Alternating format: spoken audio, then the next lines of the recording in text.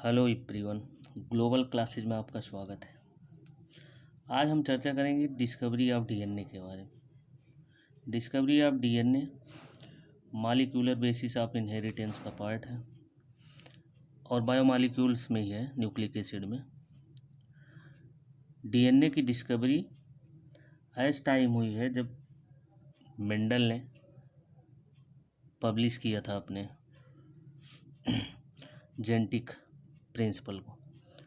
Mendel ने जब genetic principal को दिया था तो 1865 में दिए थे और उसी के लगभग 1869 में फ्रेडरिक मिक्सचर नामक साइंटिस्ट ने डीएनए की खोज की। और किस सेल में की? पस सेल में, जिसे मवाद सेल कहते हैं।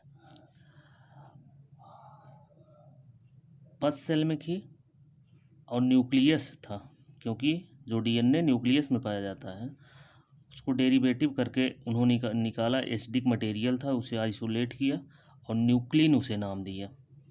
डीएनए नाम नहीं, न्यूक्लिन नाम दिए। न्यूक्लिन नाम किसने दिया?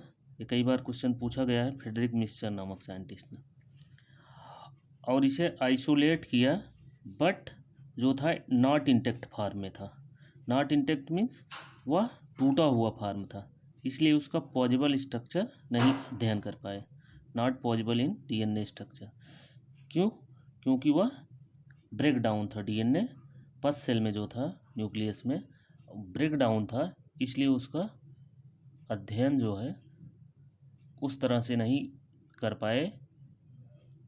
इसलिए इन्होंने न्यूक्लिन नाम दिए। न्यूक्लिन नाम देने का कारण था क्योंकि ये एसिडिक फॉर्म था और न्यूक्लियस में पाया जाता है एसिडिक फॉर्म में, इसीलिए इन्होंने इसका नाम न्यूक्लिन दिया।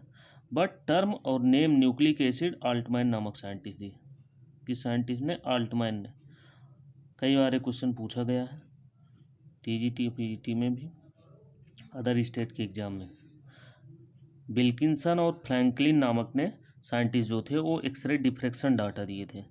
एक प्रिज्म लिए थे जिसपे एक्सरे का फ्लो किए थे और फोटोग्राफिक फिल्म पे इमेज क्रिएट हुई थी डीएनए की, डबल हेलिक्स मॉडल। वह विल्किंसन और फ्रैंकलिन ने दिया था। और चारगाफ जो थे डीएनए का केमिकल एनालिसिस किए थे। डीएनए का केमिकल एनालिसिस जो थे वो चारगाफ नामक साइंटिस्ट ने किया था। चारगाफ एक रूल दिए थे, जो चारगाफ रूल कहा जाता है। Adenine equal to thymine, guanine equal to cytosine.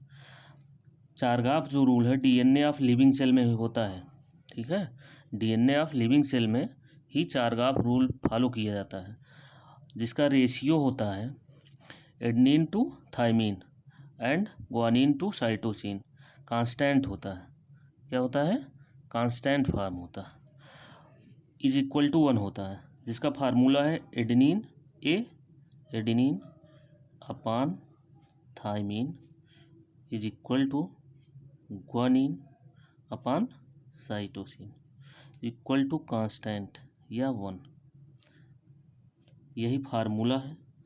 और चारगाफ रूल जो है, इसी को चारगाफ फार्मूला या रूल का। और ये लगभग एग्जाम में पूछा जाता है। चारगाफ रूल का या तो आपको फार्मूला ही पूछ लेंगे, सूत्र इसका A/T equal to G/C equal to 1, या परसेंटेज दे देंगे। ग्वानिन का परसेंटेज दे दिए, उसमें साइटोसिन का बताना होगा, या एडेनिन का थाइमीन का दे दिए आपको, साइटोसिन ग्वानिन का बताना होगा। और क्योंकि जब आप एडेनिन का परसेंटेज जानते हो तो आप थाइमीन का निकाल सकते हो, एडेनिन इक्वल टू थाइमीन। और ग्वानिन का जानते हो, ग्वानिन इक्वल टू साइटोसिन। कोई एक फार्मूला आप जानेंगे तो सभी का फार्मूला आप निकाल लेंगे, but equal to total constant 1 होता है। इसे विशेष रखें। और सभी एग्जाम में लगभग एक क्वेश्चन पूछा जाता है, ठीक है। डिस्कवरी ऑफ डीएनए लगभग आपको बता दिया गया है। और इसके बाद जो भी पार्ट आपको बताया जाएगा, डीएनए किससे मिलकर बना है, फास्फेट, शुगर और नाइट्रोजन बेस। उसके बाद हम बताएंगे कितने फास्फेट ऐड होते हैं, शुगर कौन सी है ना, पेंटोस शुगर है, और नाइट्रोजन बेस जो प्यूरिन और pyrimidine है, उसको हम सविस्तार अध्ययन करेंगे आपके नेक्स्ट वीडियो में। धन्यवाद बच्चों।